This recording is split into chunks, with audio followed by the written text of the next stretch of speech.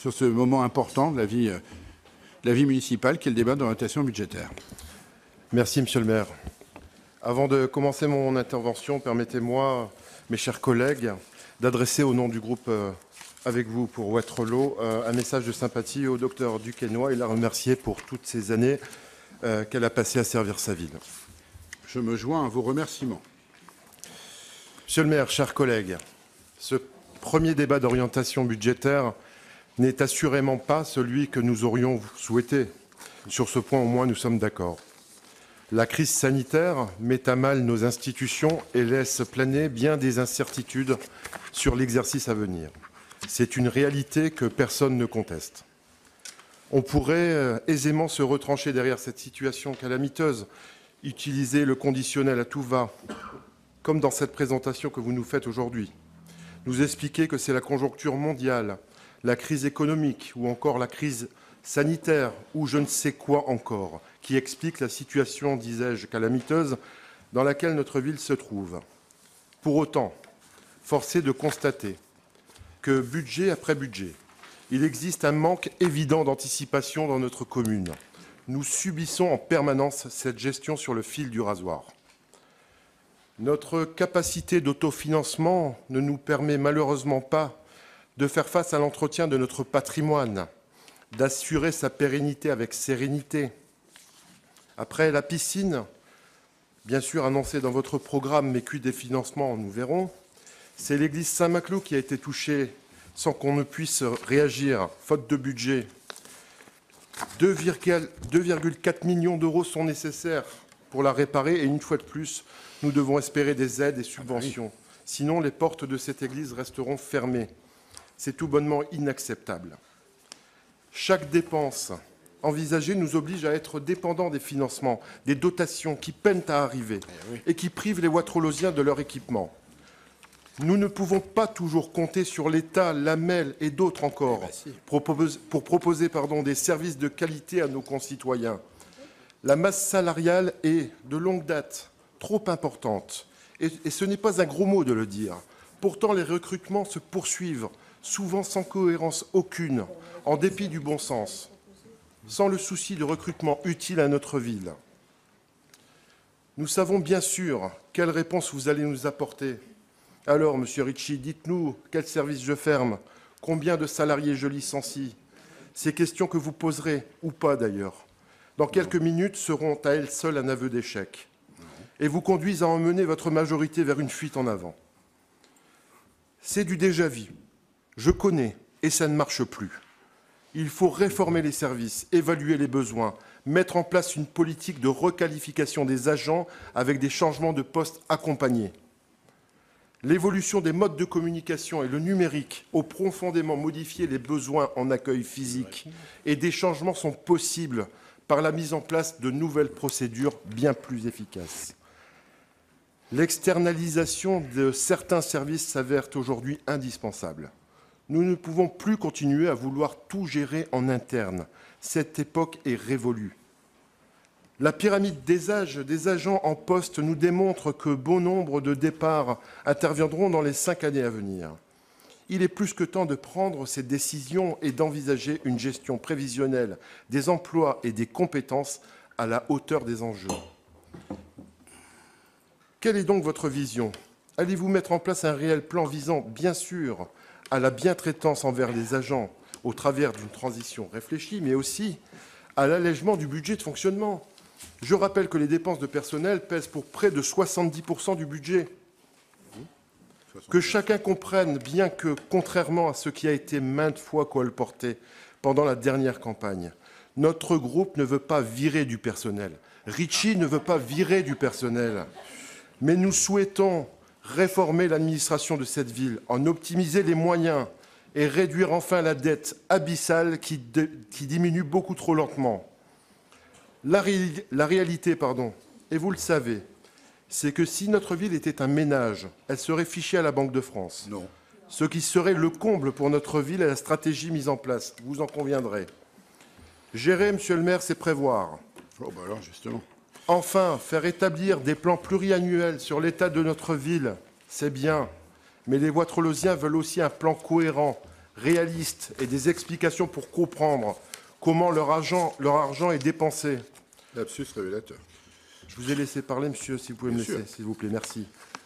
Le budget que vous souhaitez construire est un budget subi et non un budget choisi. Quant au choix proposé, il s'impose malheureusement à vous et ne présente aucune vision à long terme pour notre ville. Il ne faut jamais oublier que c'est l'argent des contribuables qui finance les collectivités et les indemnités d'élus qui, comme vous aimez à le dire, doit servir l'intérêt général. Cet intérêt impose qu'en cette période, nous agissons sur nos dépenses pour agir concrètement sur notre capacité d'autofinancement.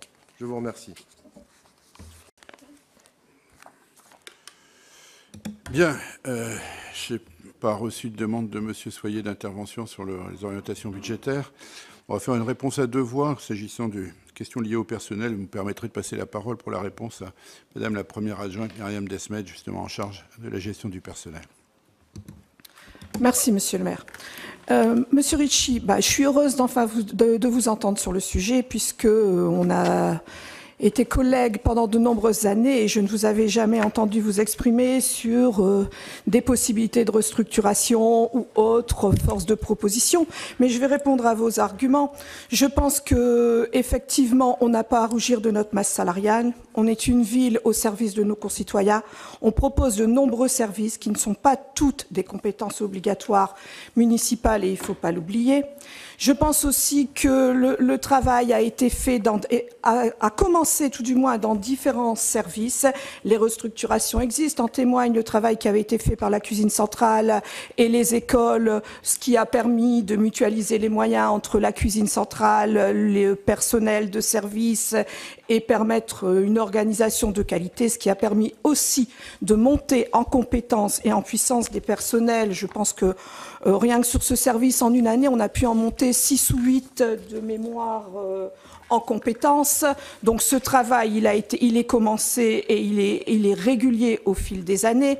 Je pense aussi que, effectivement, ça permet aussi à notre ville en ce moment, par exemple, de servir des repas chauds tous les jours dans les réfectoires, de ne pas avoir de problème, de restrictions en ce qui concerne l'accueil qui est fait aux enfants, l'accueil qui est fait à la garderie, dans un respect le plus strict des conditions sanitaires. Je pense que nos aînés, dans le suivi qui est fait à nos aînés, on peut les suivre au jour le jour, et ils en sont, et en témoignent les commentaires, y compris sur les réseaux, ils en sont ravis. Je pense que au lendemain du confinement, sur le travail qui a été fait par les équipes de nettoiement, par les équipes dans les rues, en quand même un très court temps, on a retrouvé des rues propres. Je pense qu'il y a un travail qui a été fait énorme aussi dans ce domaine-là. Alors oui, on a une masse salariale élevée, disons, ou d'après vous, élevée, mais elle est au service de nos concitoyens et je pense qu'on n'a pas à rougir de ça en termes de formation, en termes de compétences, en termes de restructuration. On n'a pas à rougir non plus. Je vous remercie, monsieur le maire. Oui, merci. Très rapidement, parce que mon exposé se suffit à lui-même pour prouver que la situation de la ville ne mérite pas ce qualificatif de calamiteux que vous avez employé. Loin s'en faut, loin s'en faut. Les mots ont leur importance. Franchement, il ne faut pas jouer à se faire peur quand même dans cette histoire. Cette ville, elle a connu, sous mon autorité, je le reconnais, de 2000 à 2010, une croissance de son endettement, c'est de l'endettement voulu. Nous étions dans une situation où d'ailleurs, nous ne pouvions même plus, parce que pour la durée de la dette à l'époque qui restait à courir, nous ne pouvions même plus lever le moindre emprunt. Et j'avais Beaulieu sur les bras, et j'avais le parc urbain à terminer, et j'avais de la rénovation des écoles à faire, j'avais des actions à conduire sur le logement, il y avait des équipements sportifs à faire. Et donc, qu'est-ce qu'on a fait? Qu'est-ce que j'ai fait avec les équipes que j'ai conduites? J'ai utilisé le levier de l'endettement pour aller chercher auprès de partenaires, mais aussi auprès de l'État, un certain nombre d'opportunités qui nous ont permis de faire tout ce qu'on a fait de 2000 à 2010. Et notamment, évidemment, Beaulieu, avec les 3 rénovations des groupes scolaires, le centre titrant tel qu'il a été mis en place, et bien d'autres choses. Je ne suis pas là pour le lister. C'est volontaire. C'est un effet de levier.